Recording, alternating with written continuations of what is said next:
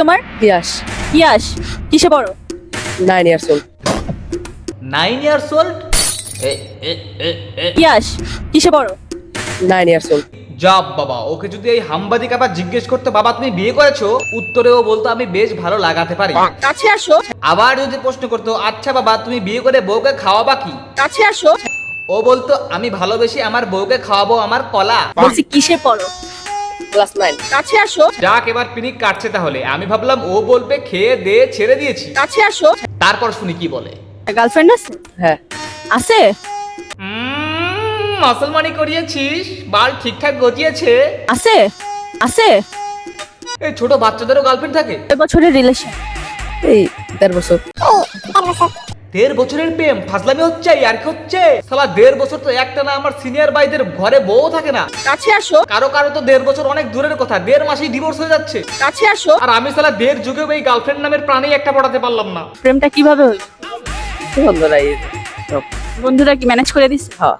বন্ধু তুই আমার কি করলি? কাছে আসো। বন্ধু কতবার চেয়েছি তোর খালাতো বোনের নাম্বার তো দিসই নাই, করেছিস অনেক ধিক্কার। তুই করেছিস অবহেলা আর তোর খালাতো বোন করেছে অপমান।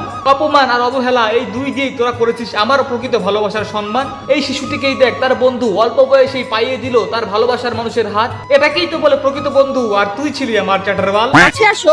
বন্ধুর জন্য বন্ধু দিয়ে গেল এক আকাশ সমান অবদান, আর তুই ছিলি বেঈমান রে বন্ধু, তুই ছিলি বেঈমান।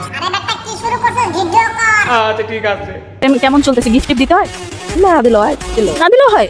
ভালো গার্লফ্রেন্ড পাইছি। একেবারে গিফট টিপ না দিয়ে 1.5 বছর পার করে দিলি। সত্যি কি খাঁটি ভালোবাসা রে ভাই। কাছে আসো। আর তুই বন্ধু শালা আমার থেকে কত কি ছাড়ছস। ঈদের গার্লফ্রেন্ড কি দিতা? কিছু বলবো কেন? হয় একদম ঠিকই কইছস। আজ থেকে তুই আমার বড় ভাই। আসসালামু আলাইকুম বড় ভাই। এত কিছু বললে এখন এটা বলা যাবে না? না এটা বলা যাবে না বলো না একটু। না। যা দিবার আমি দিবানি।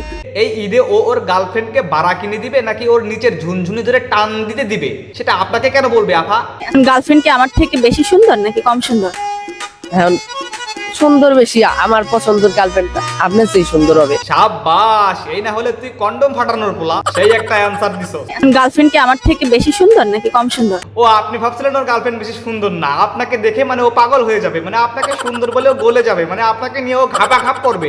কাছে আসো। এটাই তো ভেবেছিলেন, কিন্তু না, ও ওই ধরনের পোলাই না। ওই 1 নাম্বার কন্ডম ফাটানোর পোলা। ওইভাবে ও জন্মই নাই। এই হামবাদিক আবার কি বাল মার্কা প্রশ্ন করে, একটু শুনুন। আপনি যদি একদিনের জন্য মেয়ে হন তাহলে কি করবেন?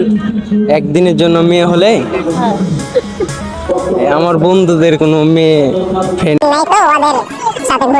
আপনি আসলে গু কালারের হামবাদিক। সাথে যদি কোনো ক্ষমা করে থাকি তাহলে মাফ করে দিও।